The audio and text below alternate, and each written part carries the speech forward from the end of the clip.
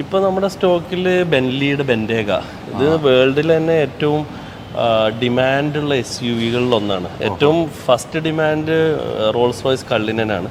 അതിൻ്റെ കൂടെ അതിൻ്റെ കോമ്പറ്റീറ്ററായി നിൽക്കുന്നതാണ് ബെൻലിയിലെ ബെൻഡേഗ. കേരളത്തിലാകെ 2 കാറേ ഉള്ളൂ, ഒന്ന് ഇതും ഒന്ന് യൂസുഫലി സാറിൻ്റെ അടുത്തേ ഉള്ളൂ. അതെ അതെ അതെ.